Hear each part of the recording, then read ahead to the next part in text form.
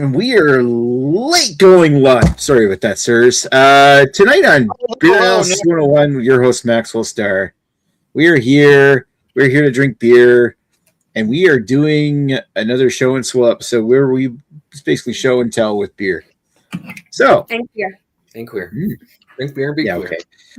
All right. Let's get down to who we have with us first, starting with the first person to join, even though he's been having connectivity issues. Let's go with Mr. Terry out in the cold.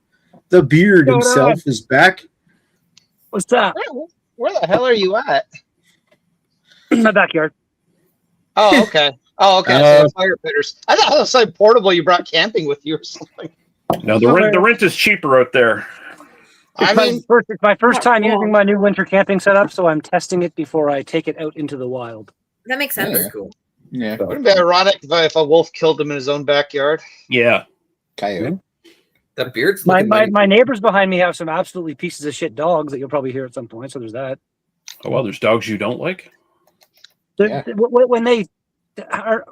It's more the owners, I guess, because the owners just let them bark and fucking don't do anything about it. So they're bad. Yeah. I bought a beer for this beer thing we're doing. You did? What'd you bring? Stocking toe? Ah, the GLB Classic. Clementine Pale Ale by GLB, as Greg just said, coming at 4.5% Abava. 4. Yes. I made a pizza in the oven in this thing earlier. It was awesome. There you go. That's awesome. All right. Let's keep on rolling, moving on to the next person, which is Mr. Lee of High Tide and Vibe, and They Must Be Destroyed on Site podcast. Check it out on Podbean. Awesome movie podcast. And hi Lee, how you doing tonight? Excellent. How are you doing, Nicholas? I'm not doing too bad. Good to hear that. Yeah. Great to hear that. Yeah, that's great. It's fantastic. I love always. He's too happy. He's clearly on drugs. Not yet. Good time. Soon to come. But for this episode, I brought something new from Garrison. I don't know if they made it before or not, but it's their Wintervention Chocolate Imperial Stout. Ooh. At 8.5%, and it's got a snowplow. Isn't that kind of on the nose and kind of like weird putting like the word intervention basically onto a fucking beer can? You call yourself Redbeard and you have a red beard. That's on the fucking nose. So fuck off. You sound like a simp. Come on. It's not so much on the nose as just kind of odd to name it that. I don't know. I hope was it more like on the chin, like your beard? All right. Swimming in Thank you, Lee. Let's keep on rolling. Let's go to Lady Lee and Rob. How you folks doing tonight? Call yourself Lady Lee and you're a lady. That's so on the nose. Yeah. We are good. We are fantastic. Awesome. We're in the corner. We are in the corner. We went hunting for beers today. It was just really unfortunate because I was just looking for something that was like interesting and fun. Just anything. And I don't know, like the LCBO, just even the Christmas beers were just kind of lacking. Like I also think they're running out of stock on stuff because it is getting closer to Christmas. But you'd still think there'd be some interesting things. Like because I remember getting those really cool packs of like different beers, and now it's just everything I can get in a box. Like, I don't know. It's rather disappointing. I feel like we're talking to Lee right now. Yeah. Yeah. What? Why? What's going on? Because we're in the corner.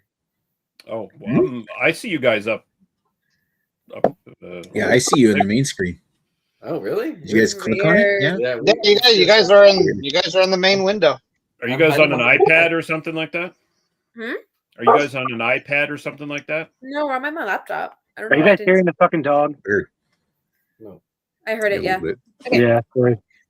Anyway, yeah, it was a real fucking hunt. Like I was even looking for just anything exciting, anything different, anything that I haven't had, anything that like looked fun to try. There wasn't much. But as I was exiting the LCBO, I found some Hauser juice. Ooh. It comes in at 10.5%. Whoa. It's a triple IPA. I did find another can, but Rob was like, "You should have this one." He didn't actually say that. He just grabbed it because it was easier. Who makes it? I'm trying to figure out who it's from. It just says extra strong beer. I feel like it's a hobo beer. No. Oh, it's from Double Trouble. Fuck, I haven't heard anything from Double Trouble in ages. I didn't even know they were still around. Yeah, me either.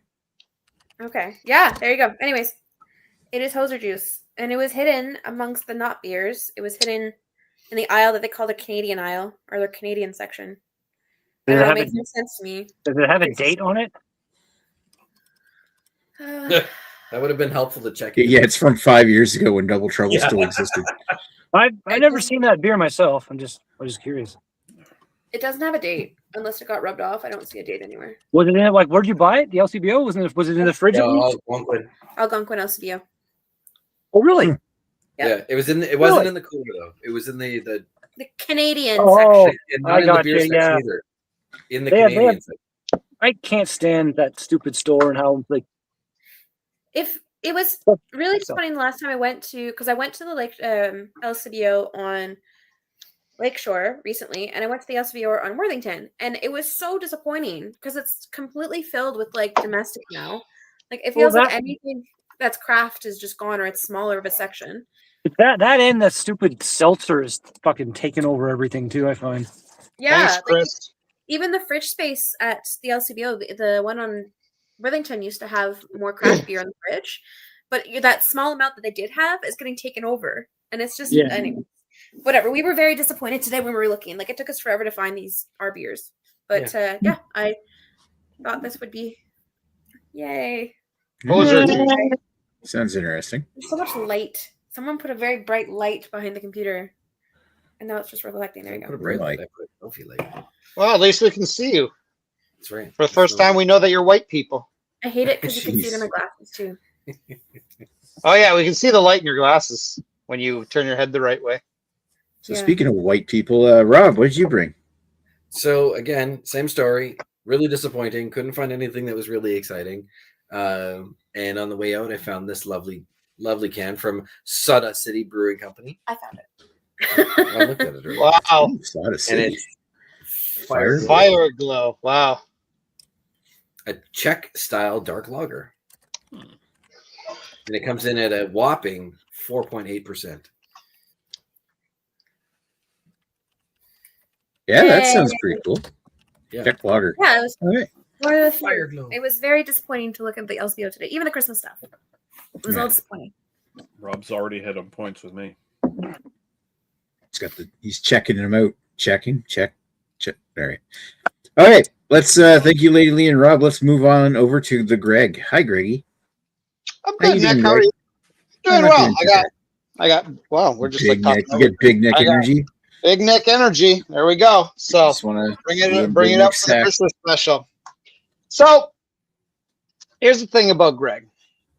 I'm married to Agnes, as you know, and we usually are watching Christmas movies in December. Now, what kind of movies does Agnes tend to enjoy for Christmas? Well, her last few picks have been The Santa Claus. I think she wanted to watch, what was that? The Kurt Russell one, the Christmas Chronicles. Upstairs, she's probably watching a Hallmark movie right now. So I usually don't watch those with her because I can't tolerate them. But when it comes to Greg's picks, it's like, what do What's I want? Batman? What's that? Batman 2, you mean? What? Batman Batman Returns. was pretty good. Fat Man. Well, I think you know Fat Man, not Batman. No, Oh, That's Batman. pretty good. That Mel one's Gibson pretty one. good.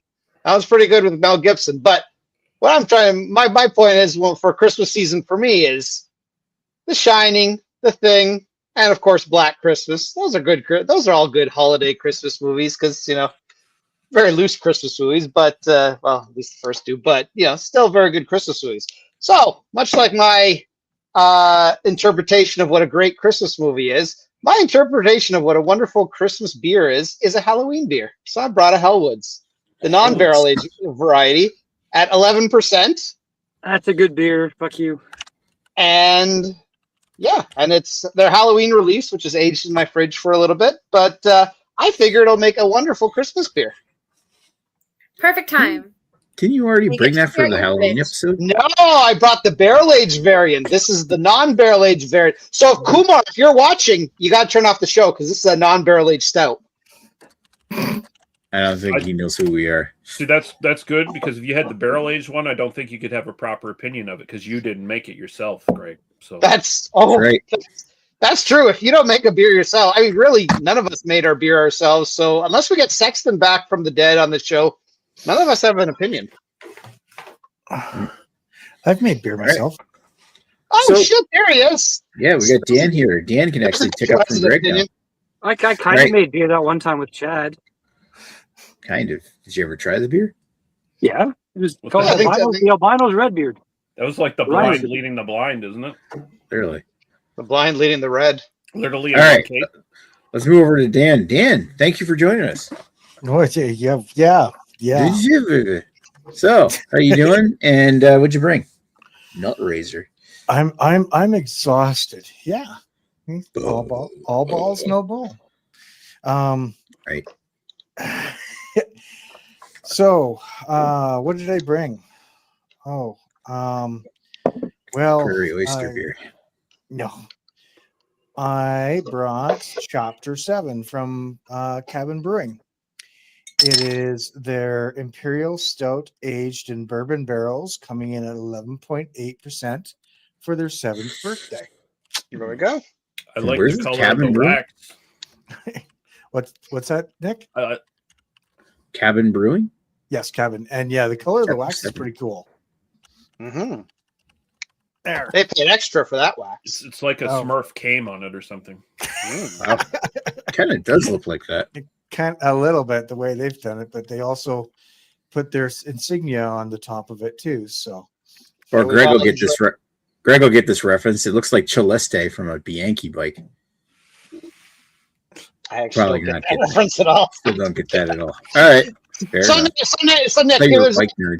this is my bike nerddom, and then you are like above the camera in terms of bike nerddom. So Well, that's me. Anyway. That sounded weird. All righty. So thank you, Dan. I guess it's my turn to introduce the beer that I've got with me. And I've got a beer that I picked up at a brewery over the course of the summer. It's interesting. I'll get into the details of it in my history. But this is from Fistois Grand Arrangement. It's a Belgian strong blonde ale, 8.5% ABV. Ooh. And it's a 2014 bottling, which was bottled on, it says in there somewhere, December 7th, 2024. So literally a year ago, 3 days ago. But I'll get into the importance of that in a little bit. We don't have any comments, so I'm just going to circle back. There's two people watching, so if you want to comment, we'll read it out loud. Hi, Brandon. Why are you not on the show this week? Hi, Brandon. Let us know how what you're drinking, and let's rotate it back over to the beard, and we can ask him what his history is with this GLB beer. I had one can before this, and now I've had about that much of this can. So is it a fairly new beer then, or it's a Greg called it a Christmas classic? So I'm assuming it's come out before. First time I've ever seen it in the LCBO. It might have been a brew. Might be at the brewery more often, but I've never seen it in the LCBO before. All right. Thank you, Beardo. Let's go over to Mr. Lee. Lee can talk about that. Now, I'm pretty sure this one's been out for a while, but I'm not sure if you had it.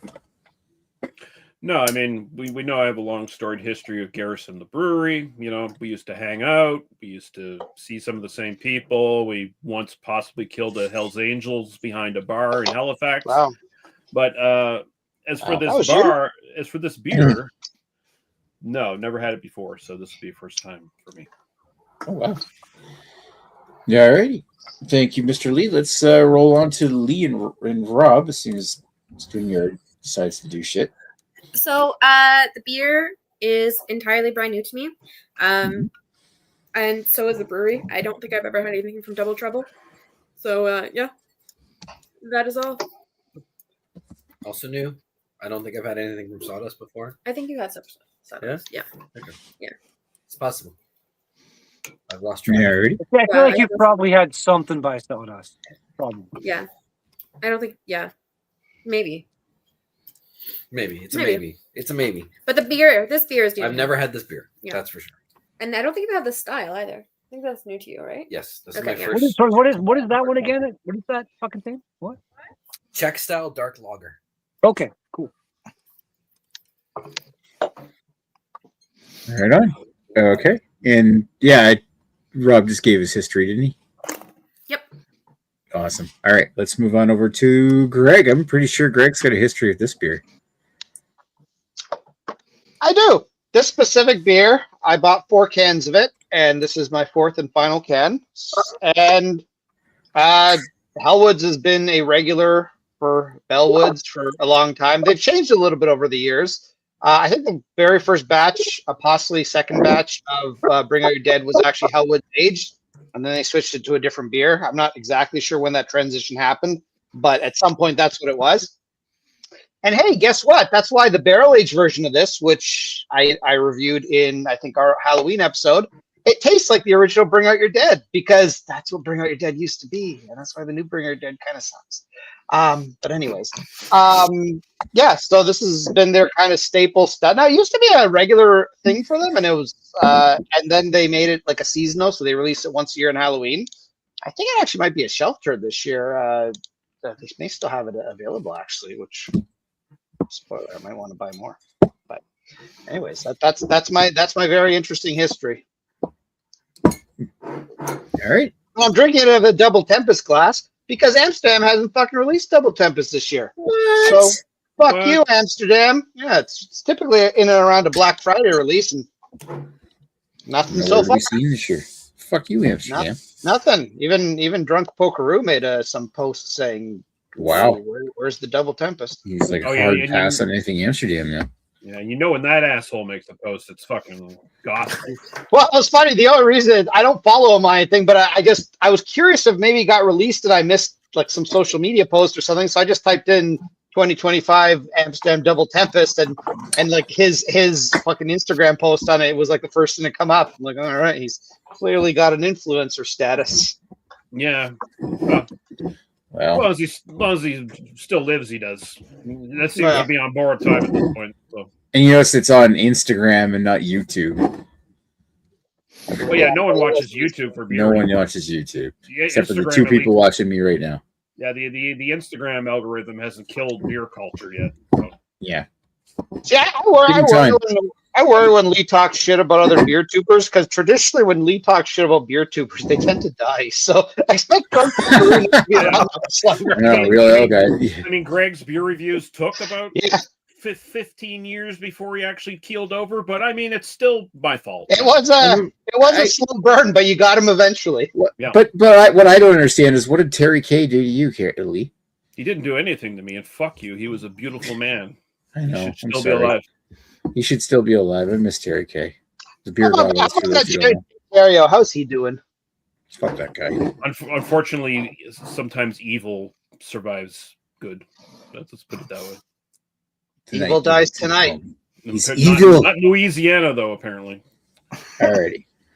All right. Thank you, Greg. Let's go over to Dan. It sounds like you've got a history, so you might as well talk about it. My history with Cabin is vast. I've had a lot of their beers, from their saturation to the super saturation to the super duper saturation to the oversaturation. They did have ultra saturation, so you're close. Oh, wow. And they just brought out max saturation as well. Max? Yep. I also had a couple of their other beers. I think this is the first of their anniversary series I've ever had, and they've had 7 of them, but the other ones didn't really appeal to me, but this one does. So this beer overall is the first time I've had it, and I'm glad Greg talked longer, because it took me a while to get through that wax. So hot water, that's the secret. Yeah, I don't have a hot water tap. All you need, you put a tiny little notch right under where the cap is with a knife or something, and just pop it right up. The hard part about that is the extra wax that was on top of there to put the seal. I couldn't get it popped off like that. Yeah, it depends how they wax it. Sometimes you can do the knife trick. Sometimes it doesn't quite work as well. Then you cut your finger open.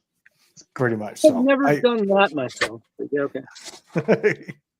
I've cut myself many a time just not doing that. Surprisingly. Yes. Well, you've still got to say enough about it's you as a teenager writing goth poetry, Redbeard. Wow. What?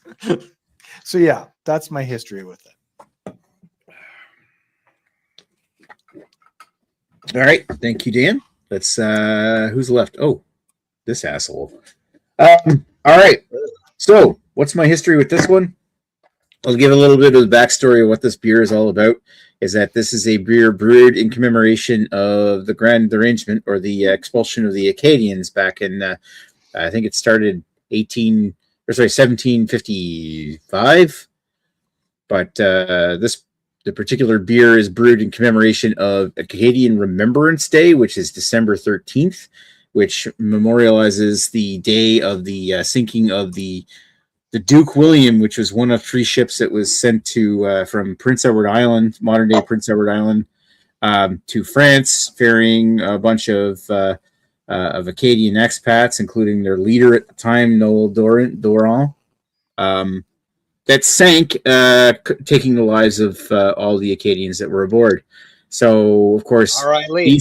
These, yeah, really. These this logo on the front of it. These are plaques that are placed at a number of different important sites for the Acadian expulsion, which is like I've seen one in Port Royal. I'm pretty sure I saw one in PEI. There's one in Halifax along the harbor front as well.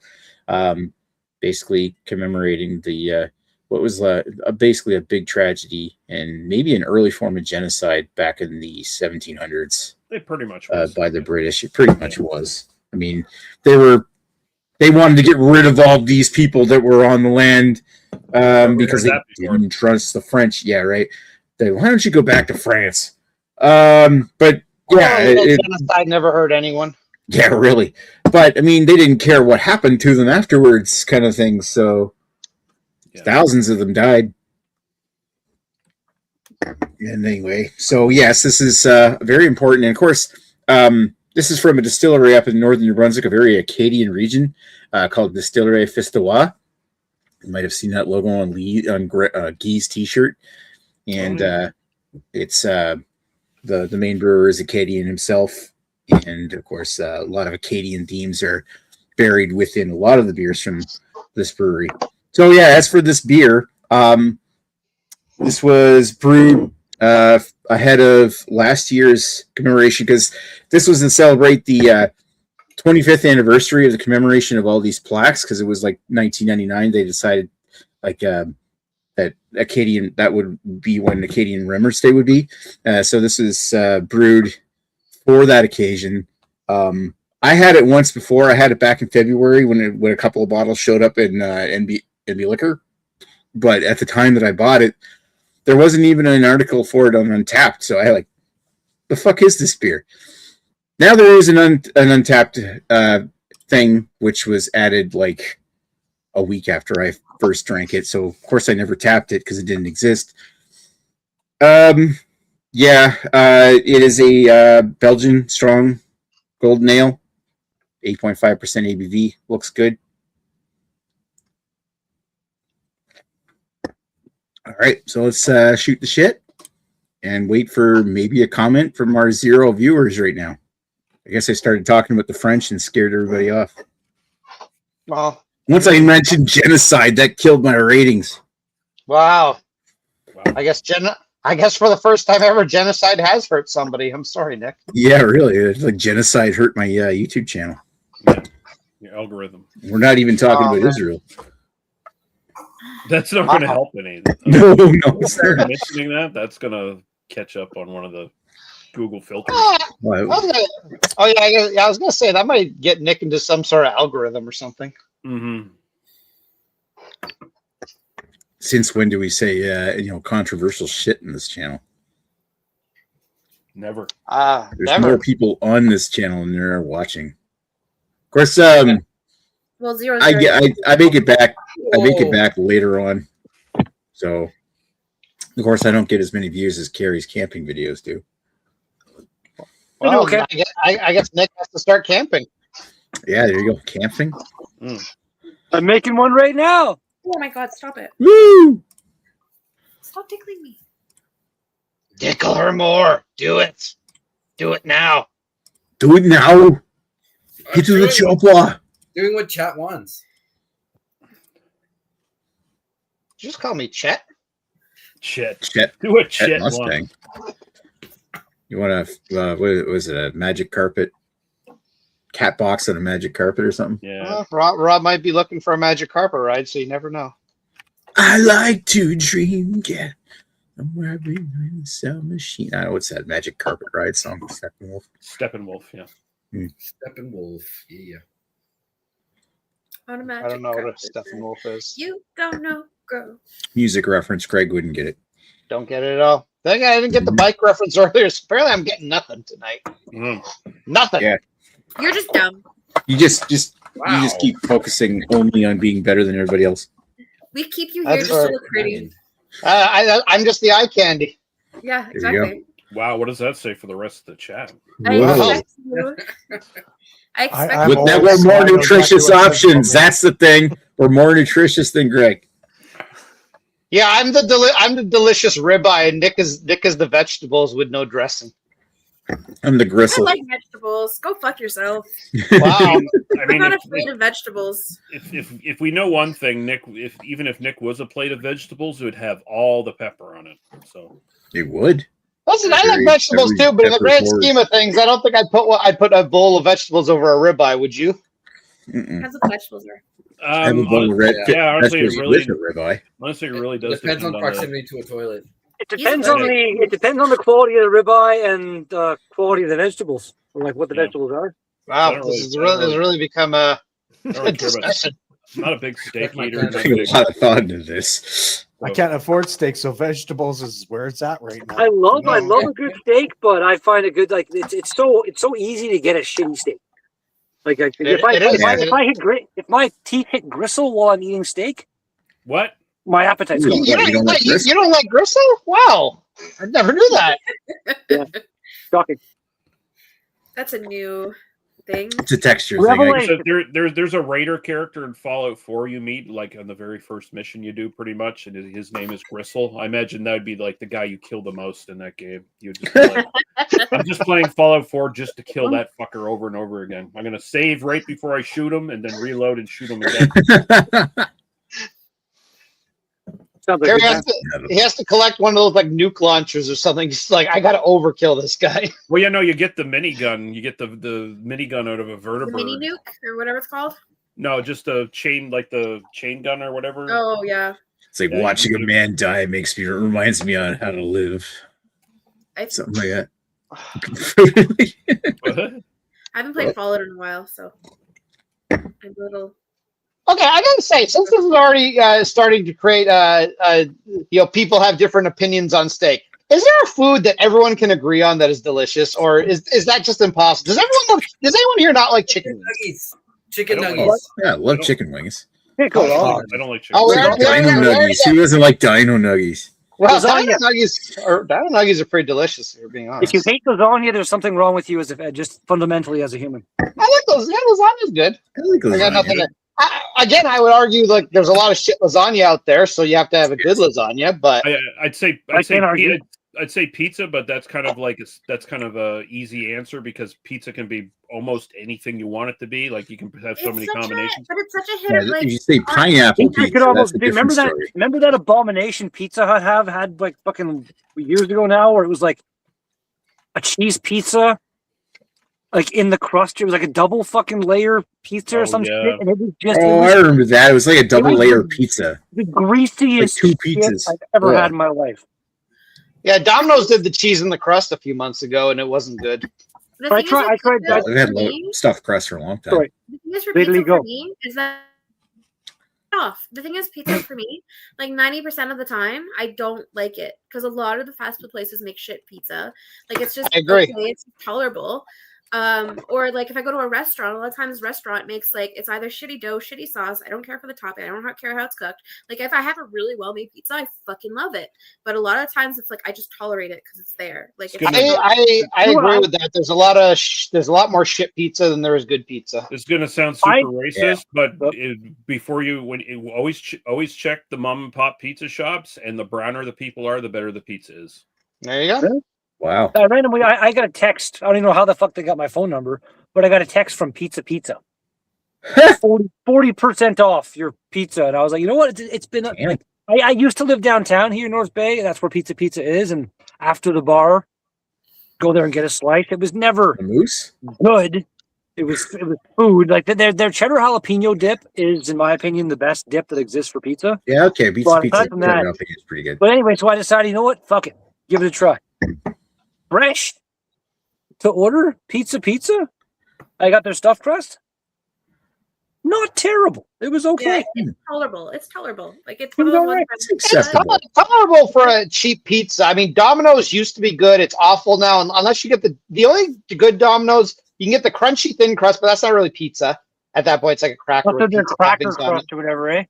Yeah, that's actually good, but it's not. I don't really consider it pizza. But the cracker crust from like Pizza Hut and Domino's. Fuck that shit. The first time I ever had it, I thought it was just some new thin crust. It's like, nope, this is like, it's weird, but it's fucking, it's good, but it's weird.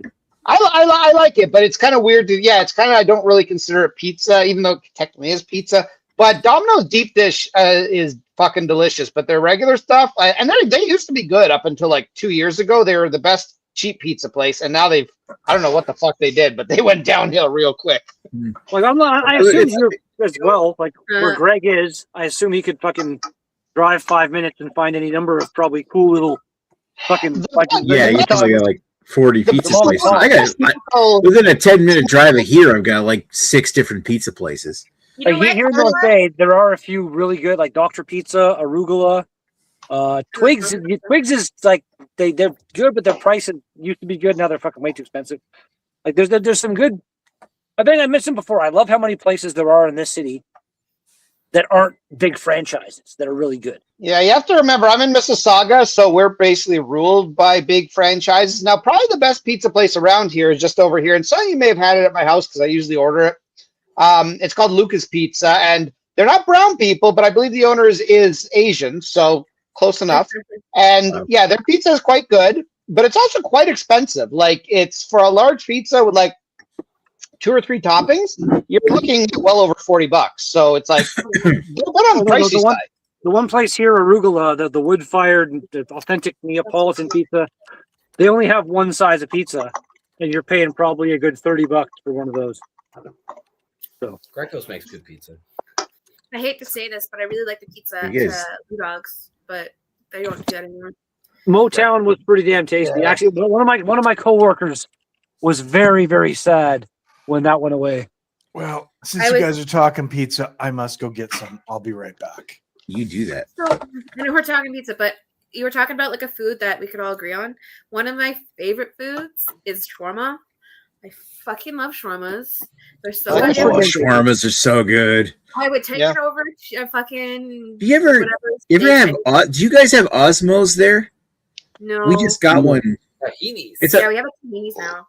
Okay, like Osmos is like a national chain of shawarma joints. So I'm like, yeah, like we just got our first one here a couple months ago, and I've been going there a few times in the last little while. I'm like, oh fuck, they're so good. They're not the best shawarma that I've ever had, but for the price and for the consistency, it's really fucking good. So what about just like I'll just name a couple things. Like what about nachos? What about fish and chips?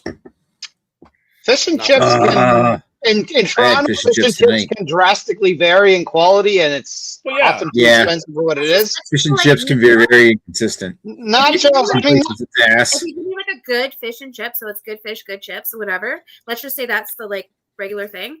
Fucking love fish and chips. Like I fucking love it. Fish and chips are good. Nacho.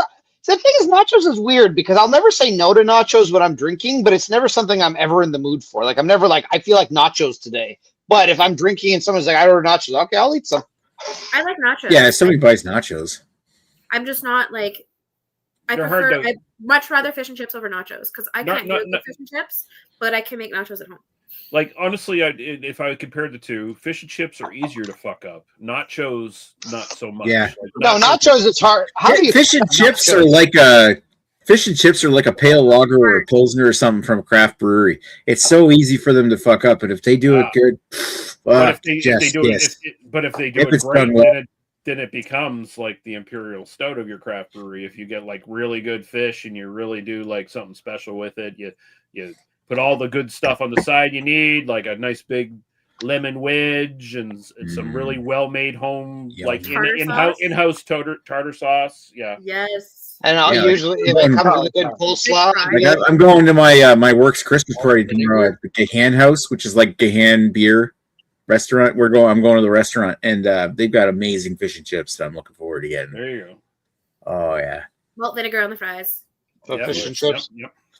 I would say this, but I know there's probably only one or two people going to agree with me. I quite love sushi. I fucking love sushi. I love sushi. Yeah, I think you and I don't know what Rob feels about sushi, but I don't think anyone else is going to agree on that. He's eaten their sushi before. I'll say I have not had enough sushi in my life where I can have a definitive opinion on that. It is. We're going to a 3-star Michelin sushi restaurant in Toronto in January. No? It is. Thanks for the invite. It is so fucking tasty. Technically, we could invite you, couldn't we? We're the ones being invited. So. Yeah, so technically we might invite you because we're in the area ish. Depending. I'm just wondering what is the name of it. I do not know. Apparently, it's the only 3-star Michelin. Okay. There's a really fancy sushi place in Etobicoke, but they don't only do sushi. It's basically you pay the price to get in, and the chef makes whatever he wants. And you fucking eat whatever he makes you. That's the thing. He doesn't even. You don't even get to pick. You don't even get to pick from a menu. And it's. I believe it's $300 a person. So. See, I can't even definitively say I've actually had like real sushi. I've only had like prepackaged stuff from like grocery stores. Yeah, that's the thing with sushi. I don't mind. I'll eat grocery store sushi. I don't mind it. But the difference between that and like it's like imagine if you were to get like some grocery store fish and chips that you warmed up in the microwave versus like it's sort of the same thing though. It's like with sushi, like when it's made right there and you give it to you, the quality and taste is so much better. Eating fish and chips in the microwave? Yes. Oh my god. Yeah. That's microwave. What the fuck? At least I'll make that shit. Come on. Sauce? Yeah. Tomato sauce. Like the canned tomato sauce is like something to get you by, and it's okay. Like it tastes good, but the homemade. I don't mind some ragu. Homemade tomato sauce is next level. Yeah, so it's that's like anything. There can be shitty homemade grocery store sushi because like grocery store sushi like kind of like kills. It's a nice light snack. Like it's not too anything, so it's nice to have, and the taste is there. Like there's some flavors there, but it's just never going to be as good as like going to a restaurant and getting it probably. See, I'm not crazy with like sushi, but I love chicken teriyaki. Like the chicken teriyaki on rice, the Japanese style. Oh, fuck yes. Well, there you go, rice. That's something you can't really fuck up. Yeah, rice is hard to fuck up. Wild rice. Wild rice is so good. Fuck, it'd be good. But, I mean, again, it's one of those things. Do I ever get excited for eating rice? No. Mash. You know what? No, but I mean, what really do good with rice though? Really good chicken fried rice. I get. Oh, with a Chinese restaurant really good with a clean hood fan. Yeah, Chinese rice is pretty good. But, I don't care again, about the Chinese are fucking hood fans. The kitchen, man. Not even. Doing a good job allowed me to see many kitchens. Okay, so as much as I love talking about food, someone's running out of beer. So okay, all right, let's circle back around. And is Dan back yet? No. Yeah, he is. Oh, he's got his pizza. Oh, great timing, pizza. All right, let's start with who was first. Carrie, let's talk about your beer. Somebody drank it. Some fucking piece of shit. Asshole. I have to get another one. Yeah, I got a Hazemola. Oh, thank God. It was actually pretty damn tasty. Like it was very, very clementine actually. Like it just whatever hops and stuff they used and came through with the flavor really nicely. Don't they actually put clementine in that beer? Or I'm assuming it's called a clementine pale ale. Wait, this is one of the few breweries that still fucking puts ingredients on their goddamn cans, right? I believe they do. Clementines. Clementines are in the beer. Nice. I turned up my stove and now my side is going to catch on fire. Holy Christ. Yeah.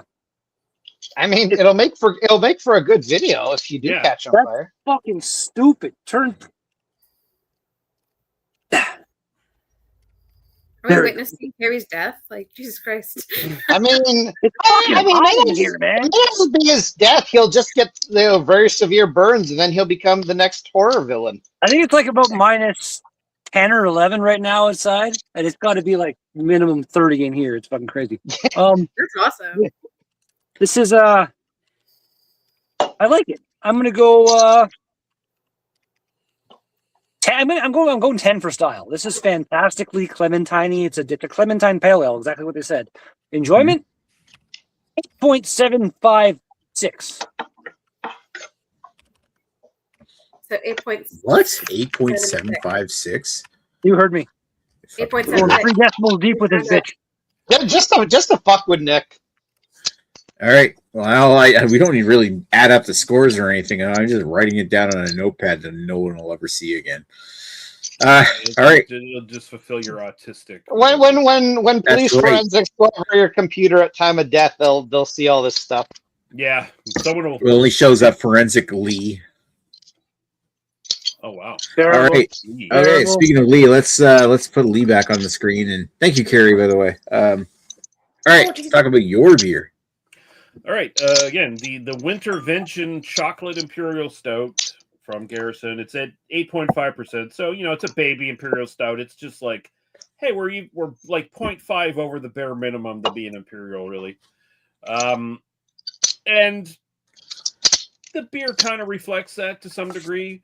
You get into the aroma, and by the way, this actually has cocoa nibs in it, and apparently it's like aged over like cocoa nibs for like a few months or something like that, apparently, and cocoa powder as well in it, and those flavors definitely come out on the nose. Surprisingly, a little bit of the alcohol actually comes out on the nose at 8.5%, which is something you don't really see in Imperial Stouts all that much these days, especially ones that are low in ABV. But like it's got a very nice like kind of like dry cocoa powder kind of thing going on. A little bit of the alcohol coming up, and the alcohol kind of almost touches like dark fruit, just like the actual alcohol astringency coming up. Kind of almost touches on like a dark fruit note. You actually get into the taste. The body is actually there. I dare say it's like kind of like light medium bodied. Tastes pretty basic for the most part. Like it's only a couple notes, but it does a really good job of like where the chocolate comes out. It comes off as like dark chocolate, like. The big bars of dark chocolate you buy, they're like 80-90% cocoa, whatever kind of thing. Like it's much more pushing towards that note, and then you have like an overall like cocoa powder kind of thing going on as well. Again, a little bit of the alcohol comes out in the taste too, and again it's touching just barely on like a kind of a dark fruit kind of note. And it finishes nice and dry. It's got millennium hops in it, which are pretty high in alpha acid. So like they're there mostly for bittering, but they've got like a herbal kind of quality to them. And like a little bit of that comes out in the finish. Like there's a little like weird herbal note that sort of comes out in like the dryness and the bitterness in the finish. That's interesting that I don't really usually associate with an Imperial Stout at all. And then, I mean, to be fair, I'm like really digging to try to get some of these notes out of here. Like I'm really kind of sipping on it and thinking about it. I feel like most people are just going to like, oh, it's dark chocolate, and that's about it. And I mean, if that appeals to you, you're probably going to like it. It drinks super smooth, despite the fact that the alcohol does come out. Like I said, the alcohol comes out just to like accent the flavor more than anything. It's not like a bad alcohol note at all. as an Imperial Stout, it does all the basic bitch things. I'd have to sit at about a 7.5 style-wise because I've just had, like, amazing Imperial Stouts that just blow this the fuck away, style-wise. My own personal preference, I'll throw an 8 at it. I think it does some interesting things. I like how it tastes. I'm on my second can now, and I'm enjoying it. So I'll sit it at that.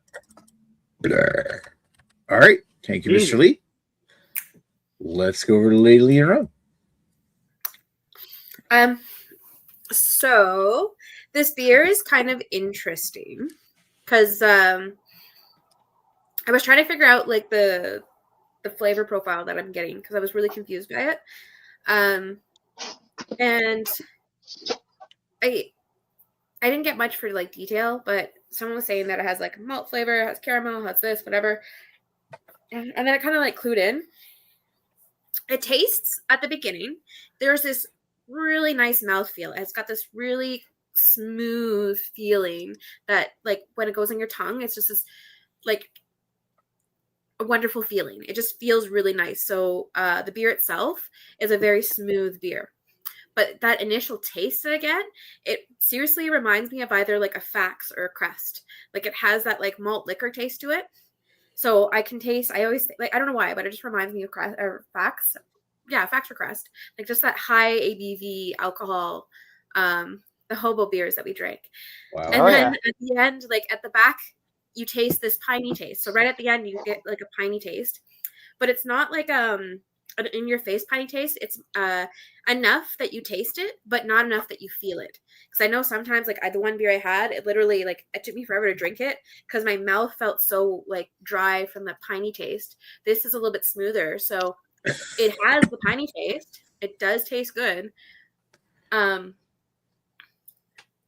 and it doesn't leave that hot burn at the end, so you don't get that heartburny feeling. Because I find with a lot of IPAs that I drink, or even double IPAs, you get like the citrus taste, you get the piney taste, and it just tastes like heartburn. This, it's not there. Like you get it to the end, and the hot burn is not there at all. Like I shouldn't say not there at all. Look, it's very, very minimal. Like you can kind of feel it, you can kind of taste it, but it's nothing crazy. And it still does have that piney taste. So I was very surprised at that. Like it's kind of an interesting, it's an interesting sensation, interesting taste, interesting experience when it comes to an IPA. Because this is supposed to be a triple IPA. So I expect kind of like those citry notes. I expect like really like intense notes. I don't get that with this. I get very muted, more, I wouldn't say muted. I get like a lot lighter piney taste. And I get maybe a hint of grapefruit. Like very, if I think about it, like trying to think, like Lee said, when you're trying to taste it and you're trying to think of what you're tasting, that's like the only reason I can taste it. Because other than that, if you drink it, I just taste like malt liquor, pine, and then that's it. So, quite interesting. I think for an IPA, I think I'm going to go for style.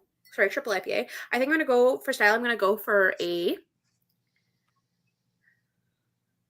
think I'm going to go for a 7. Let's go 7.5. I don't want to be too rude. The big reason is because I don't have any big flavors. So when it comes to an IPA, when it comes to a triple IPA, whatever, it doesn't matter what it is. I expect to have like a lot of flavors. That's a big reason why you kind of love and hate IPAs is that the flavors are very bold. This one, I find it's a lot lighter. It's a lot not there. But the flavors are there. And I find with IPAs as well, there's like this nice mouthfeel, and this one's got that. So I'm going to go 7.5 for style. Personal preference is going to be a little bit higher because I do enjoy it.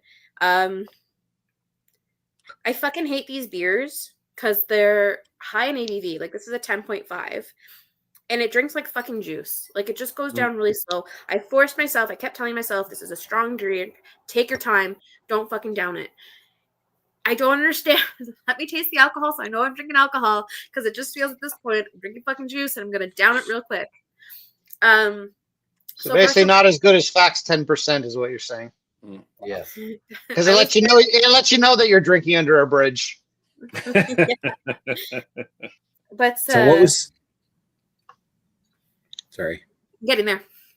I it's kind of interesting because as it warms up, I taste that piney taste more. It came at the front now this time. So you have a piney taste like throughout. Which a comment I was reading saying that you had to leave it warm up a bit because you got more flavors out of it. So I do agree with that. I'm going to go, I think I'm going to go 8. I'm going to go 8 for personal preference. It's not my favorite beer to drink. It would be something that I would drink again, but I wouldn't seek after it. Like if it was there, I'd be like, oh yeah, let's try it. But it wouldn't be like I need to go get this. So the end. All right. The end. Thank you. All right. All right. Thank you, Laylee. Rob's turn. All right. Yeah, let the man talk. Jurassic Rob. Jurassic rum. Good and Rob. Every time I try a new beer, I am very fearful of the new beer because a couple of times I've been burned with these IPAs that just I'm not a huge pine taste fan. So I'm always petrified that the thing is going to taste like that. When I cracked this one open, it had a strong like beer smell to it, so I was worried that it was going to have the pine taste. It does. It does not. It has kind of a little bit like a cocoa powder kind of taste to it with a nice roasting, and the roasting just lingers after. It's really delicious. So it's not as strong as I would like it to be in the alcohol taste department, but it's there. You know you're drinking an alcoholic beverage, and the cocoa taste and the roasted taste. It's a really nice pairing together. It's quite delicious. So being it's the first time I've had it and not familiar with the style, I'm going to give it an 8 on its style for what it thinks it is. Lee was mentioning to me that it's got an IBU of 22. It says on the can, so if that's helpful in an assessment. So it's pretty tasty. Personal preference, I'm going to go with an 8.5. I would definitely drink this again and drink multiples of them in a row. I wish it was stronger. It's 4.6, I think. 4.8, yes. 4.8. I wish it was a little bit higher, but it's really tasty. Just so you know, Rob, like a Czech dark lager, like 4.8 is kind of like locked into like where they should be. Okay. Style-wise for the alcohol. What's the mouthfeel on that? Is it like fairly light? Yeah, it's fairly light. Fairly Okay. light. Yeah, light to medium, I would say. Okay. Yeah, it's really enjoyable beverage.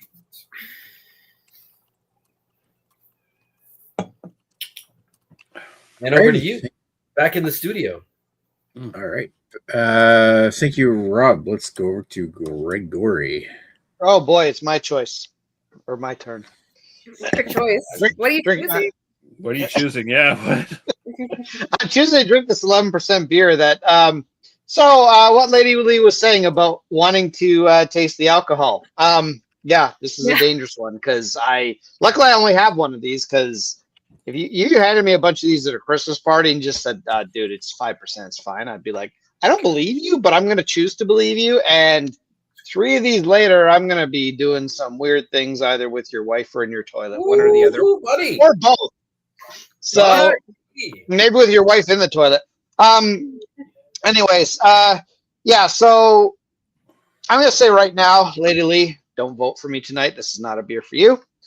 Rob's here. For the rest of you, yes, it's stouty. Is it the heaviest body stout I've ever had? No, probably not. But it's a good solid medium body on it. Despite being technically a Halloween beer, it is actually kind of festive because and I'm not going to try to pick up all the different spices because that's not my job. I leave that to better men. But there's a lot of very festive spices to this that I kind of really go well with this beer. It's got some chocolate in it. It's got some. Funny enough, the original cans I tried had a little bit of black licorice to it too, which turned me off just a little bit. But that seems to have gone away. I don't know if it's a can difference or if it's just it's been aging for 2 months in my fridge difference. I don't know. It doesn't seem to have that anymore, but it does have kind of a liqueur-y taste almost. And I'm not pinpointing which liqueur it is, but it's almost like maybe a rummy taste or something like that. Which it's not barrel aged, so it shouldn't have that. But That's what I'm getting anyway. Whatever they do from this beer. Yeah. So here's the thing I'm gonna say, and this is gonna come off as a bold statement, but I'm gonna say that this is actually probably my favorite beer I've had this year. Wow. It is just a fucking perfect imperial stout, and I'm gonna say this. I'm gonna offend somebody. Oh shit! This is actually better than the barrel aged version of the same beer. Oh wow, Kamal, you're put on. Kumar is not happy. The main reason behind that is, and the barrel aged version is very good too. Like I said, it's the closest beer that reminds me of the original Bring Out Your Dead that I've had since the original Bring Out Your Dead, so that's a bonus. But it introduces a certain amount of sweetness to it, and it's kind of like that sickly, syrupy sweetness, which some of you might like. Dan would like. I don't particularly like. This doesn't have that. There's really no sweetness to it. It's got spices. Kind of has a liqueur-y taste to it. It's got a little bit of chocolate to it. There's really nothing I can really hold against this beer, so it's 10s all around. So 10 and 10 for me. This is my favorite beer I've had this year. So God damn it, Greg! Don't you realize that Kamal would have? Don't you realize Kamal would have given his left foot for the barrel aged version, and he probably did. You can talk to Kamal. You can talk to Kamal. We brought him here. Hi, Lee. How are you? I'm Kumar. I'm doing great. You ridiculous cartoon of a person. So, what's your ratings, Greg? It's a 10 out of 10. I'm just giving it a 10 out of 10. I can't really. Motherfucking 10 and a 10. I can't. There's nothing I can really fault about this beer. I mean, is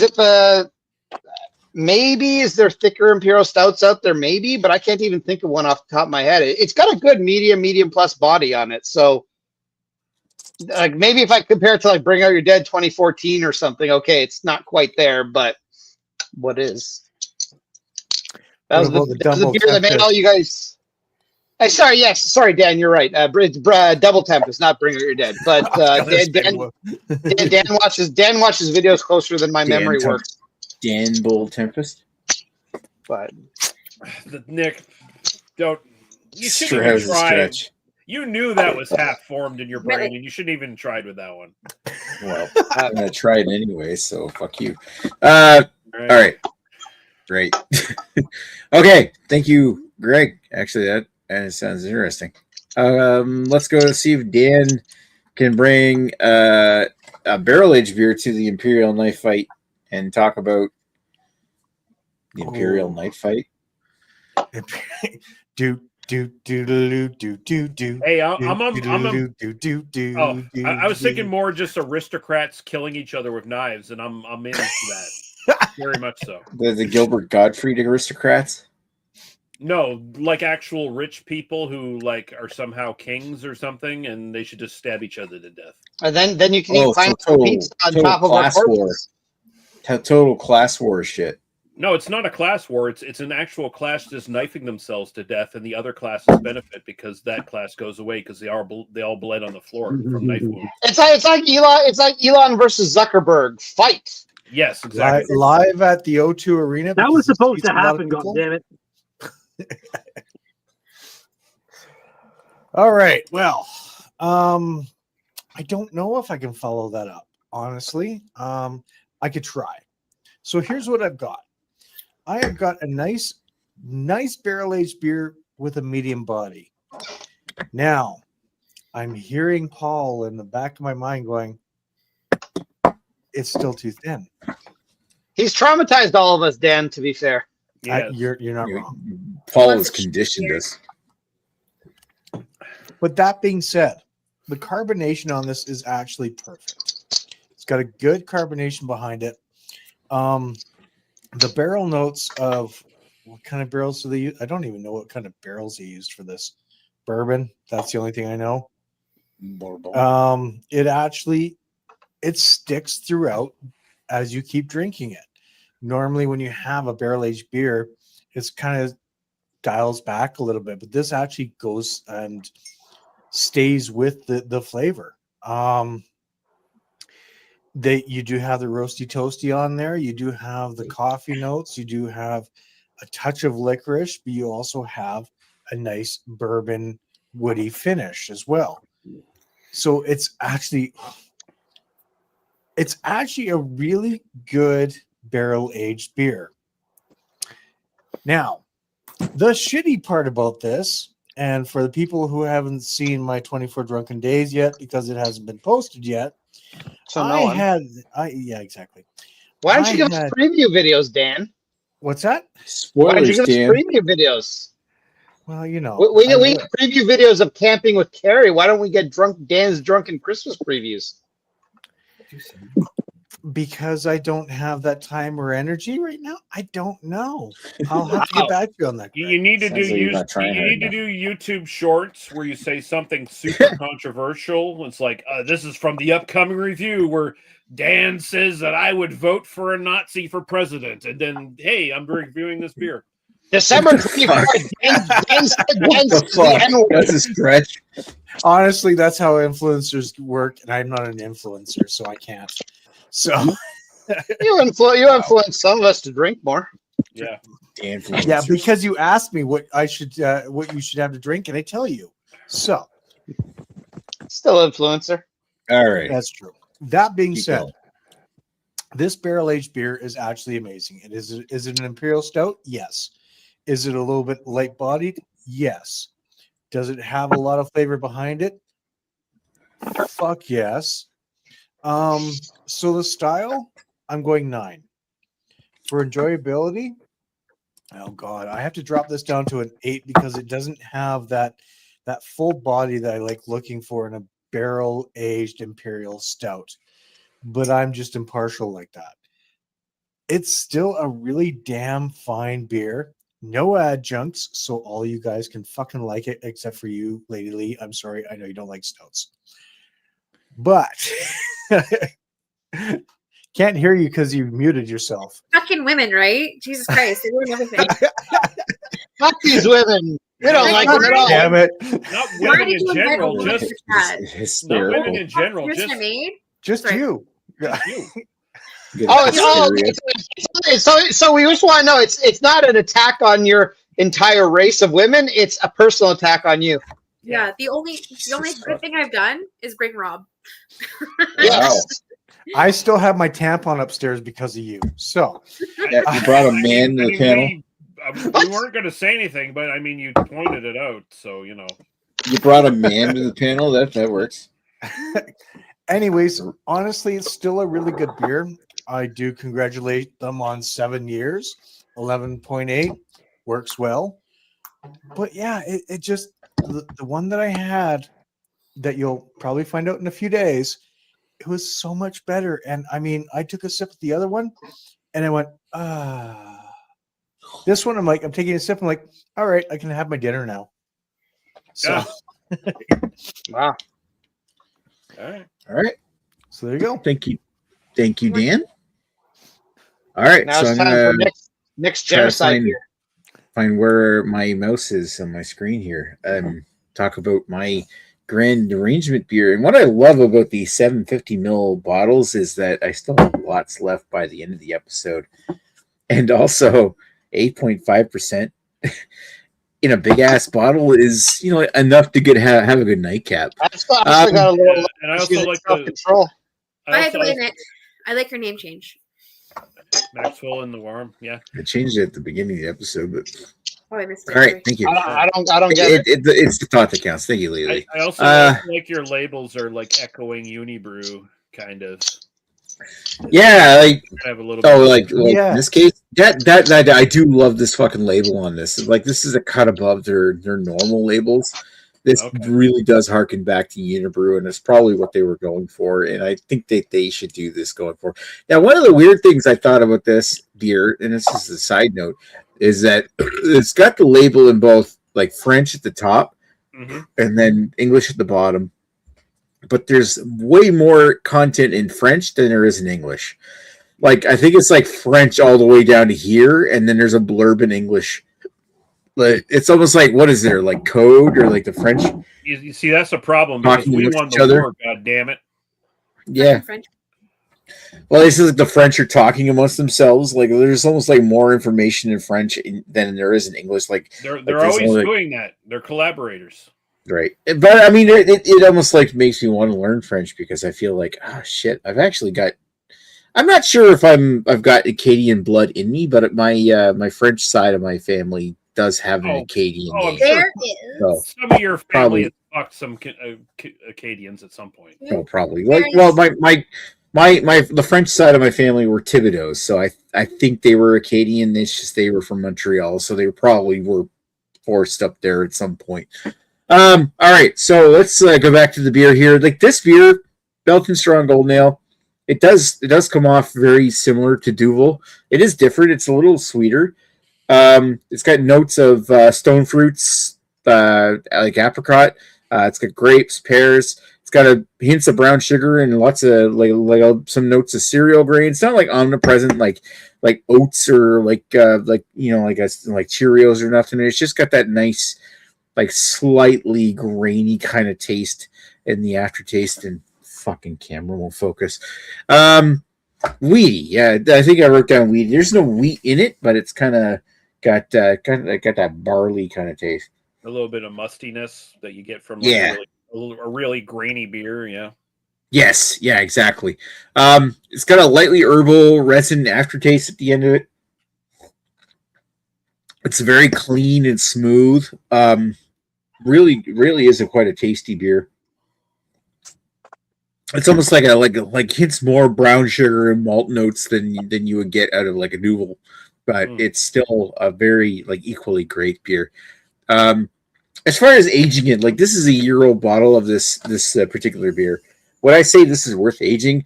I think it, like when it was fresher, it was maybe a little bit spicier, a little hoppier, and now it's mellowed out and smoothed out. This is the kind of beer where I would say that like it's fine after a year, but I would say don't age it because there's no point. Did you try one fresh? Yeah, I had one back in February. Oh, okay. All right.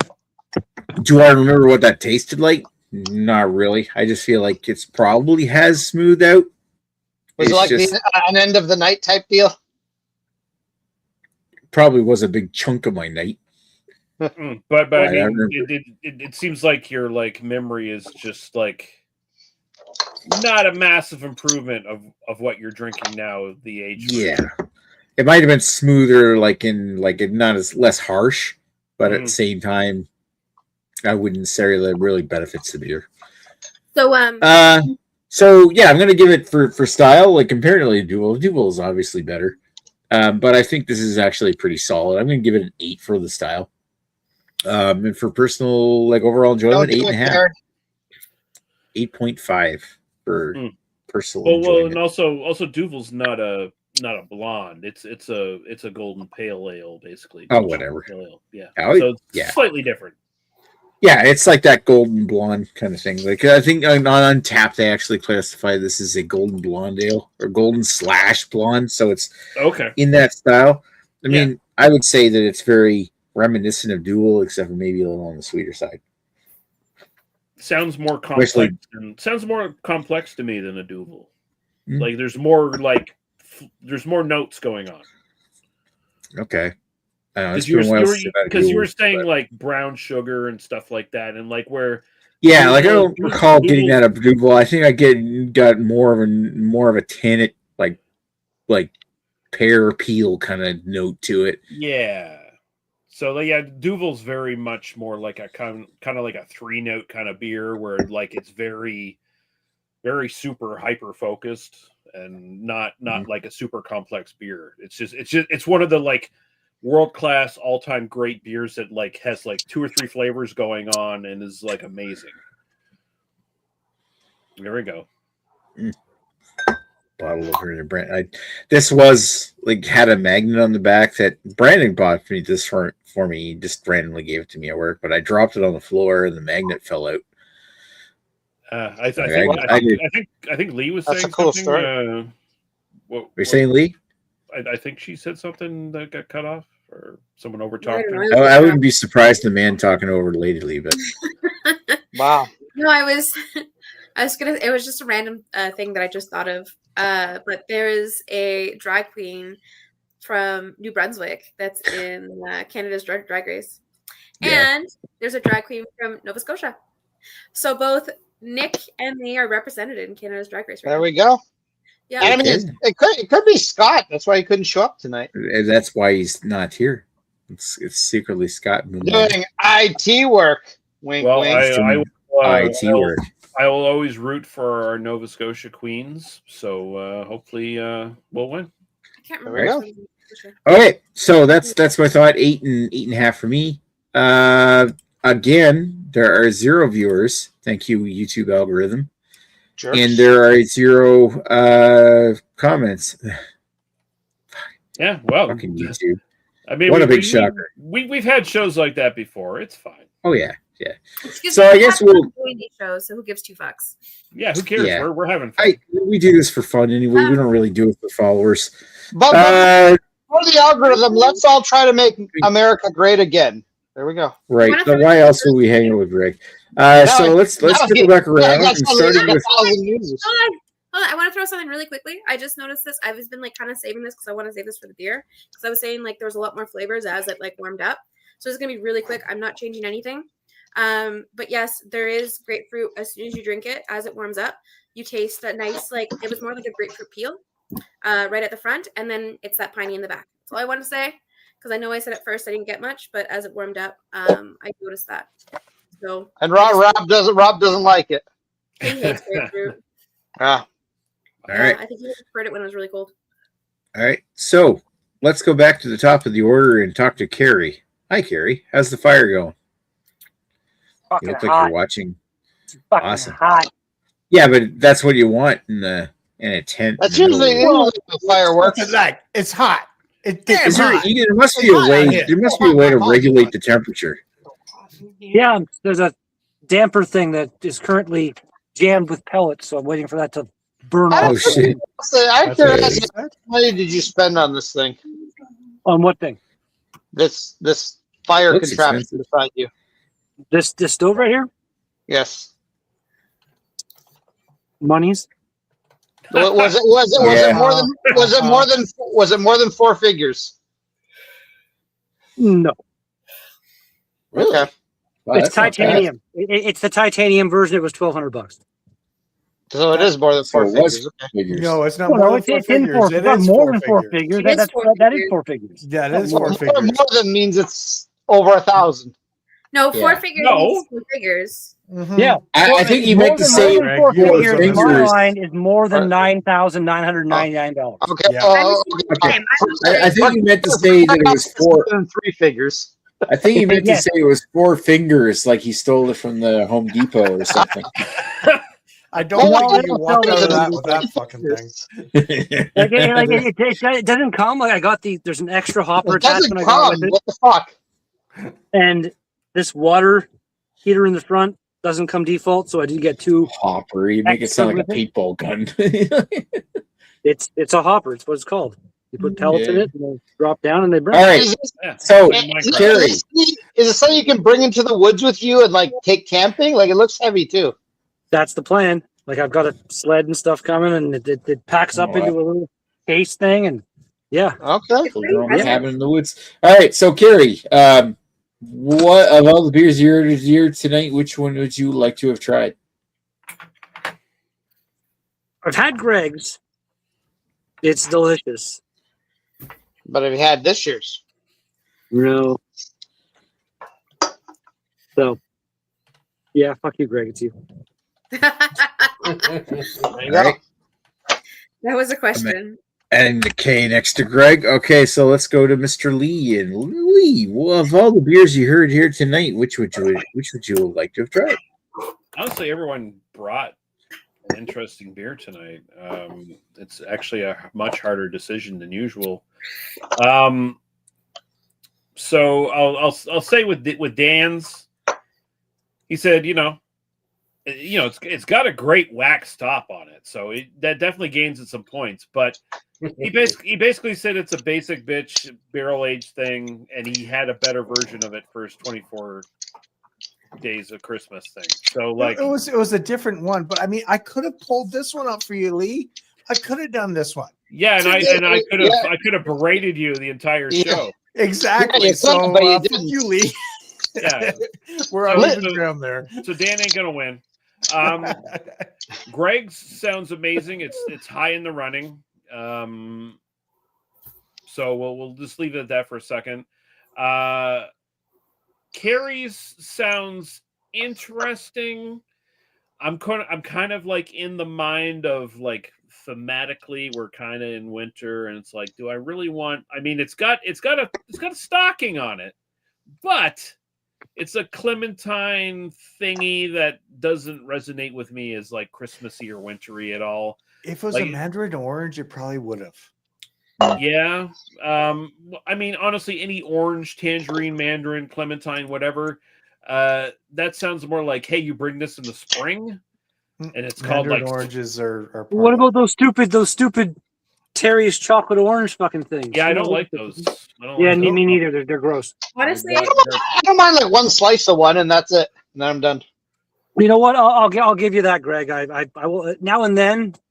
But yeah, like to sit there and someone who could sit there and eat the whole thing. That's no. Like if somebody offers me a slice of one, I would have it. But that's about it. How many times people have gotten tangerines in their stocking as like a stocking stuffer? Like I find tangerines maybe or clementines, whatever you want to call them, are like a staple of Christmas. Like just.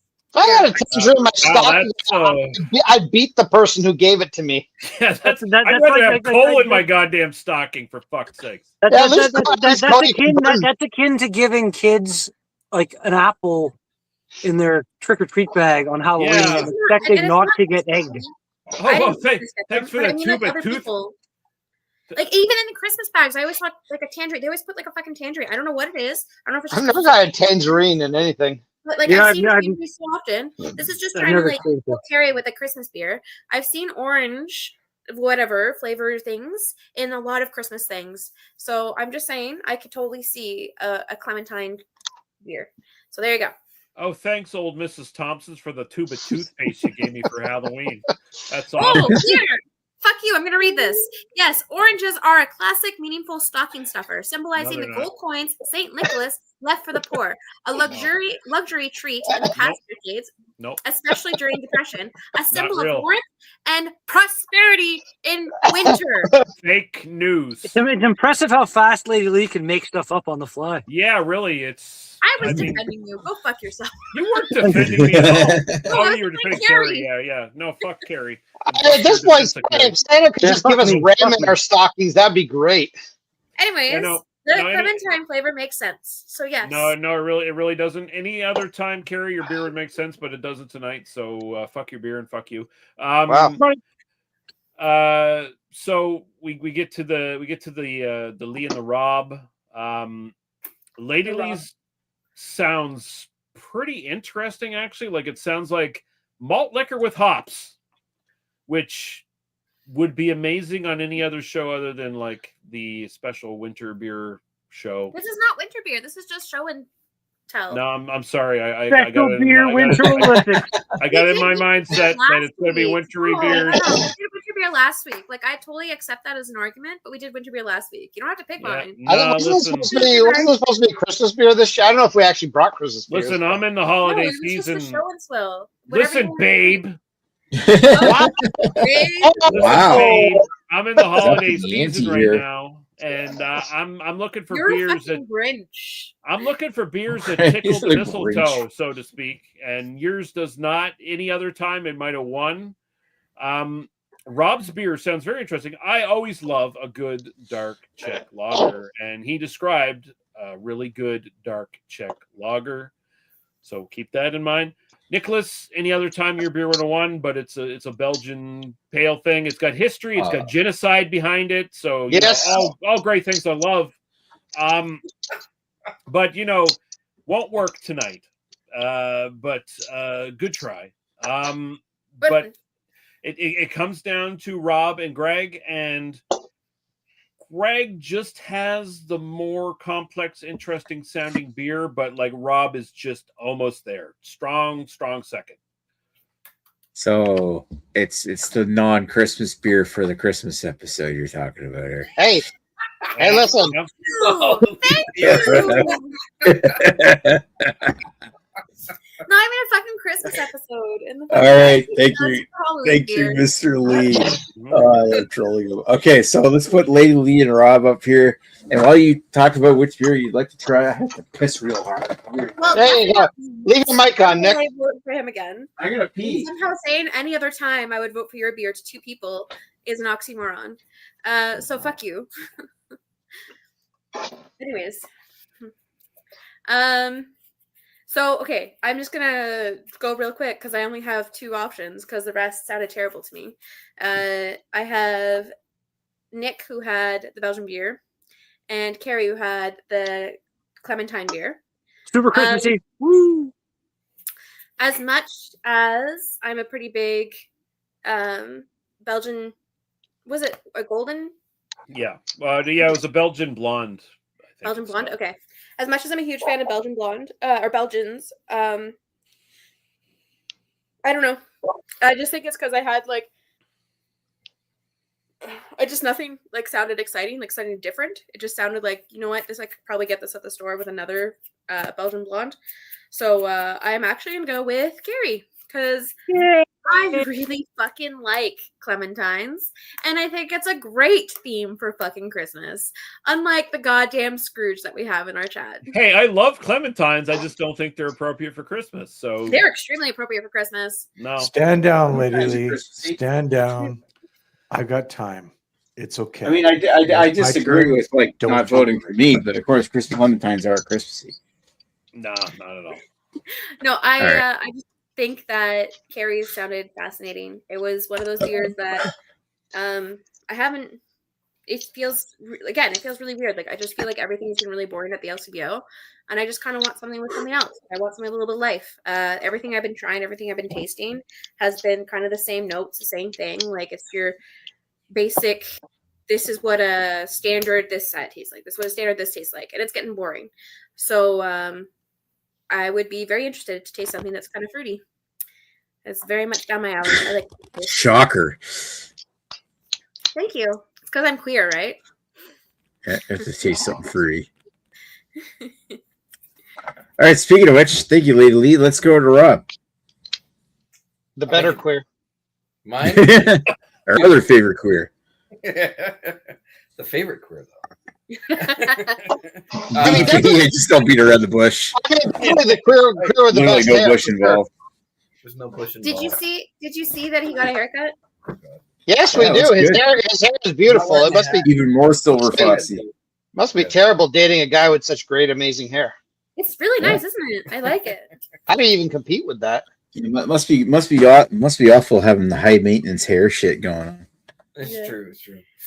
By the way, Lady Lee, just on an off tangent, just talking about hair with Agnes the other day, she was annoyed that you have very maintenance-free hair compared to her. She's like, "Fuck that girl." Thank you. I appreciate it. I got a compliment today from a hairdresser that I had really nice hair, and I kind of was shocked because I was like, I didn't brush it. I washed it yesterday. I didn't really do anything with it. I just left it go.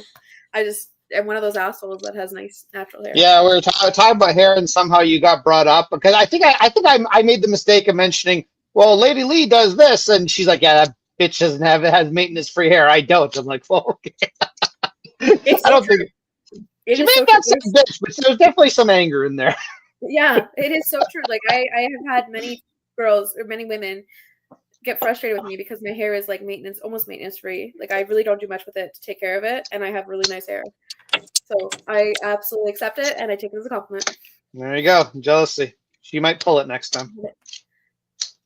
You could do your thing. I have permission now. Yeah. See, there it is. There we go. Yeah, there it is. Wow. Beautiful. Luxurious hair. It's just naturally, well, it's a little messy because it came out of a bun, but naturally poofy. Not poofy, but naturally curly and naturally fun and pretty. Maybe she's born with it. Maybe it's Maybelline. Maybe somebody else should give his thoughts of who he wants to win. Yeah, let the man talk. I don't fucking care about your hair. I don't have any. Hair Fuck off. conversation is I mean, fabulous. Everyone on the chat can participate. that's fair. It's between Dan and Lee. Dan's yours sounded really interesting with the cask. I'm getting more into the cask beers. Since I had that fancy barrel one. The barrel, sorry, yeah. Barrel. It sounds delicious, but the chocolate I think is going to win out, and so it's going to be Lee. Mr. Lee. So Mr. Rob Lee. votes for Lee. I let you No. talk, and I'm Great. disappointed. She lied to you. That review is not accurate at all. I It's literally not accurate. corrected myself at the end. Go fuck yourself. All right. Thank you, Rob. Let's move on. Who's next? Let's go over to Greggy. Hi, Greg. Hi, Greg. Hi, Nick. How How are doing, you? Greg? I'm good. I'm good, Nick. After I finish that beer, I have a Canuck now. Just a basic bitch Canuck. Oh. Basically all I got in my fridge right now. Although I got a case of them, so I'm still good. There's actually some pretty decent beers tonight. Mr. Carey, you're not going to win because I've had that beer before. It's a solid beer. As you might know, I've had GLB before. I like GLB. Have you had this year's version? I have not, so I vote for Carey. No, I will not vote for Carey. But I'm not really the biggest fan of Clementine. It's a fine beer. Don't get me wrong. I don't know what I rated it last time. It'd probably be a 7.75 for me. But it's not something I'd be all that eager to try, even though I haven't tried this year's version. But just for you, Carey, I will pick one up at my local El Cibillo next time I see it. Which I know I'll see it because it's there. Then let's see. We move on to Mr. Lee. Oh, Mr. Lee is definitely in the running. He's got a nice chocolate imperial stout. The one caveat I'd say is he's kind of on the low end of imperial, 8.5, but still sounds like a pretty solid beer. Lady Lee, again, another solid beer. Now, I did, out of curiosity, look up your beer, and the earliest reviews I've seen from it were in July of this year, so potentially it's that old, but maybe they made various batches. I don't know. It might be. I wouldn't be surprised with the LCBO. I would not be surprised if it was. Yeah, it could be. I was just kind of curious, though, like what kind of age we're talking. So we're talking anywhere from, what was July ago? What is that, 5 months ago? What was July ago? Yeah, what was July ago? Somebody do the math on what July ago. Great. It was 5 months ago, yes.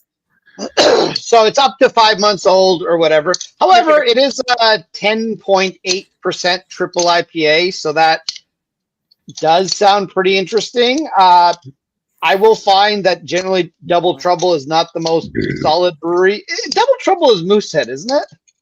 I don't know. No. I really don't know. There's no details on the I think there is like a contract brewer for some of the big names. I thought Double Trouble was a Moosehead like craft. No, maybe that's Hop City. It was. Oh yes, you're right, Nick. I'm confusing the two. Okay, so it doesn't lose I points. think Double Trouble is related to Muskoka or something. That's I can't think of it. Okay, it's connected to some other bigger brewery. I apologize. This is actually a relatively fresh can. We found the date on it. It's November 17th. Oh, okay, good. So it seems they made multiple batches of it. Okay. It's very fresh, yeah. Fresh. You're welcome. Thank you. So I'll say Rob's is definitely it might be one of the most Christmassy. I don't know whether we are doing the Christmas theme or not tonight. Rob's might be one of the more. It's not a Christmas theme. But dark lagers usually aren't. It is dark lager, or is it? Yeah. Am I messing that up? A dark Czech lager. Dark Czech lager. Okay. So the Czech part might make a difference for me because regular dark lagers don't do much for me. The Czech lager, I'm kind of starting to think that might be more of a Dunkelweiss type taste to it, but generally not really something I get super excited for. But again, another night I might vote for you, but tonight's a little bit of a tight night. Now, then we come to Dan, who kind of probably would have got my vote tonight, but unfortunately you kind of spoiled it for yourself where you're just kind of a little ho-hum on it. Like, I don't think I like this. I'm just going to have my pizza instead because I'm not that excited. So I guess we'll have to see what you think about on your 12 Drunken Days of Christmas or whatever your show is called. Unfortunately, it doesn't show up on there because it's now on here. I'll see if I can get AI to summarize it for me or something. But so I mean, you're again tough competition tonight, Dan. You were definitely in the running. Nick, unfortunately, Lee beat me to this joke, but I was going to say Nick wins because of genocide. What? But yeah. Sorry, Nick, to excite you. You don't win tonight, but I was actually interested in your beer. The genocide just gave it a little extra spice that I kind of like. A little genocide. Yum, yum, yum. Tasty genocide. Genocide and spice makes everything nice. If you just add a few residential schools into that, Nick, you'd totally win. But you stopped the genocide, and that was your problem. So do better next time. Honestly, it comes down to me for Dan sounded good, but Dan was ho-hum about it. Lee sounds good. 5% hurts me for an Imperial Stout. Imperial Stouts for me start at 10%. Honestly, the one I'm most interested to try because there's not a lot of these beers and I usually enjoy them is Lady Lee's Triple IPA because that sounds like something I'd like to try. All right. Thank you. All right, Greg. Thank you and fuck you. I'm gonna say cheers. Let's go over to Dan. Dan, wake up. Oh, I'm awake and I'm very disappointed in fucking Lee. Saying that an orange is not a Christmas treat, you can go fuck yourself very kindly right now. Shit. He said I'm it. calling you out right now, you Throne. piece of fucking garbage. Because the fact that my fucking mother always put in a fucking mandarin orange at the very first thing of my Christmas stocking every fucking year because of her British heritage. Mandarin orange isn't a clementine, asshole. Sorry. Hey, Dan, it's a mandarin orange, but still, it's not a clementine. Dan, if your wife said to you, you can either have your mom's mandarin orange for Christmas or my pussy, what would you pick? What the fuck? Christ, Greg. Obviously, what your mom's vagina? What the fuck? Have you been drinking before the show to actually? What the hell, Greg? I'm just trying to see how solid Dan is on his opinion of oranges. No. Greg, what kind? What? Not your oranges. You're not your mom's cherry. You fuck face. No, Nick. Before Nick, I said his wife's vagina, not his mom's vagina. Let's be clear here. On that. Versus his wife's vagina. And because Lee's listening to music, you can't hear what I'm fucking saying. I mean, I get it. I hear him bobbing along there. But still, that being said, Lee, you've automatically disqualified yourself from my fucking vote tonight.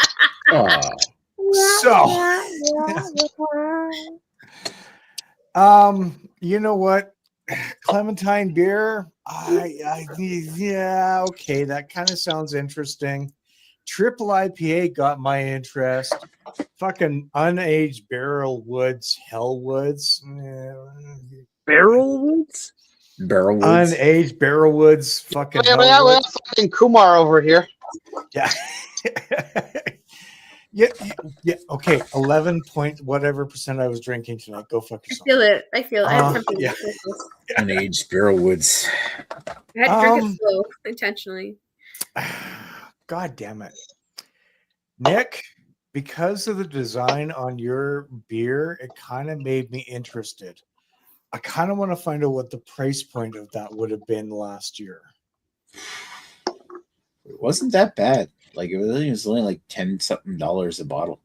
I fucking would have picked that up. So Nick, you've got my vote. Thank you, Dan. All right. That's a vote for me. Thank you, Dan. Okay, now it's my turn to talk about all the beers I thought I heard tonight. So, okay, well, let's just start with like Carrie's. Sounds interesting. I feel like I want something a bit more. Lee's beers. I'm sorry. It does sound good. Lee's, I've actually had a can of that in the fridge, so of course I don't want it. I already have it. Lee's. Have you tried it? The one in your fridge? Of course I have. I've had it. Okay, I had one. okay. I got one more. Fair, Nick, you do leave a lot of shit in your fridge, just to be fair. Mm-hmm. Could be last year. By the time you actually have it, it's going to be 5 years from now. It's going to taste totally different. Boom! I've been going through all the beers that I have in my fridge.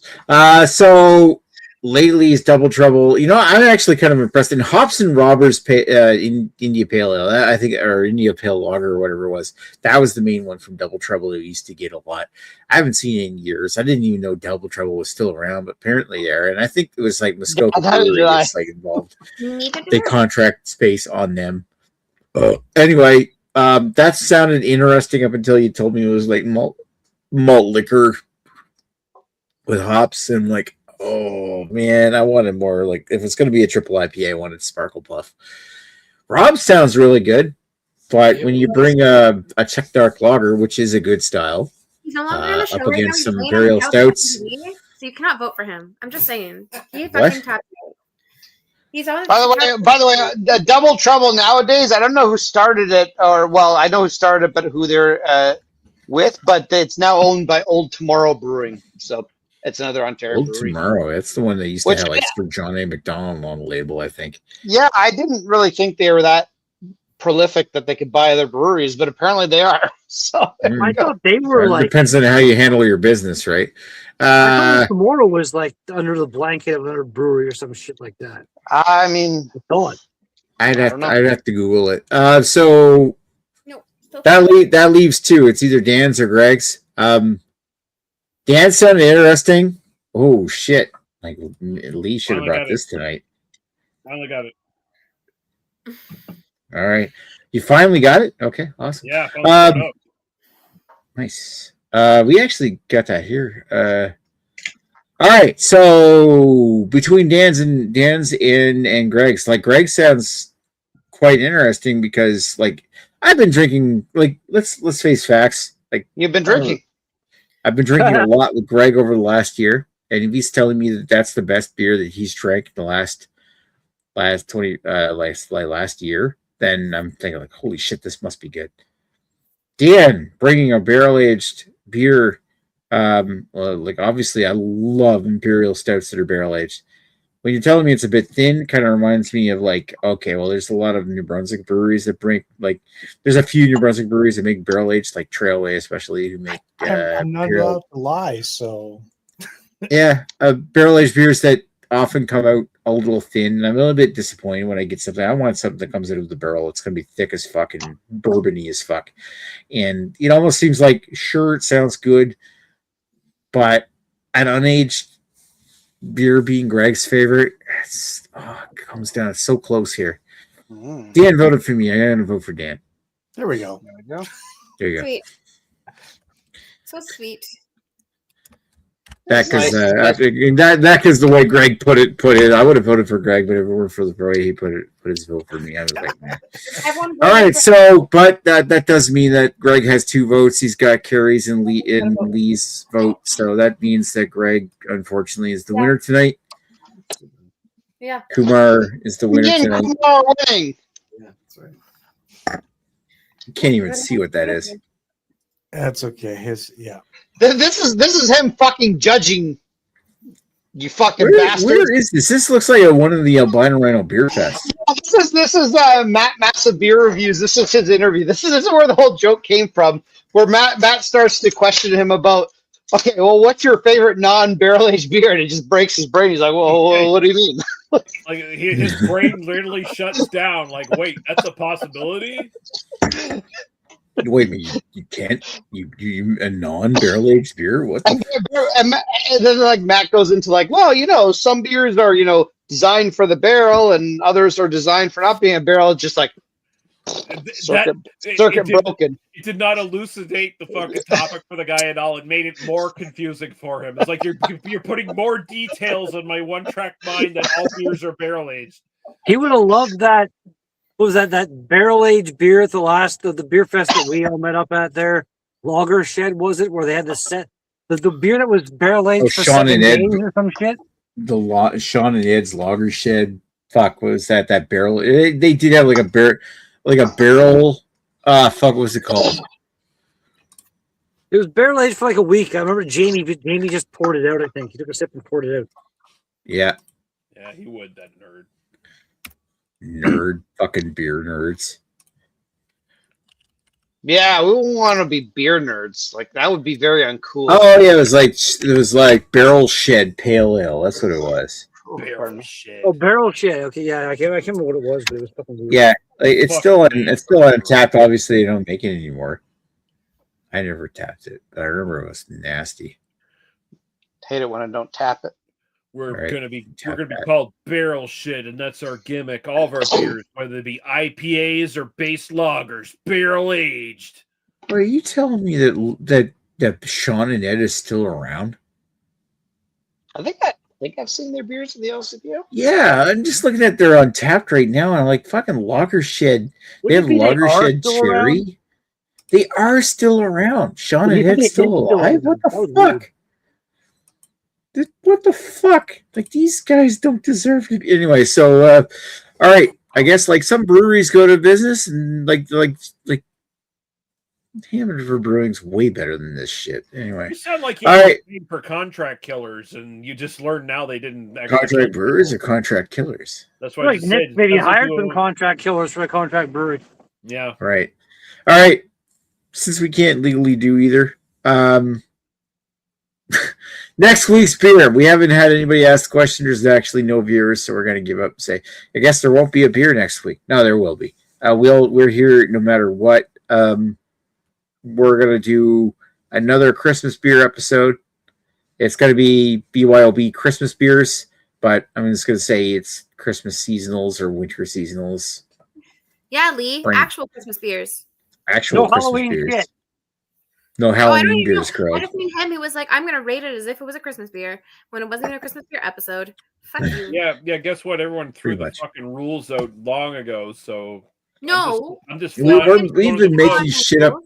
We're just going to bring non-alcoholic beers. I'm just going to gee it up. That's what I'm going to do. I mean, who cares? We're just going to say it's non-alcoholic beers from now on, and then we'll bring ice beers. Yeah. So, shut up, Lee. He fucked up, and that was a while ago. Not he fucked up. He intentionally fucked up a while ago, and he is not here. So, fuck you. Yeah, he's dead. You were just making random rules up for no reason. Yeah, I'm making random stuff up. What are you going to do about it? Nothing. Not vote. Yeah, I mean, you're going to vote for me anyway, so fuck you. So for those people who aren't watching right now, we're going to head out and hi, Jamie. Hi, Jamie. What's up, Jamie? Fuck you, Jamie. Join the show. Right. Our one viewer joined the show. All right, we're going to head out. Thanks for not watching, and we will talk to you folks later. Bye, penis. Cheers. I'm Chris, we just told us one.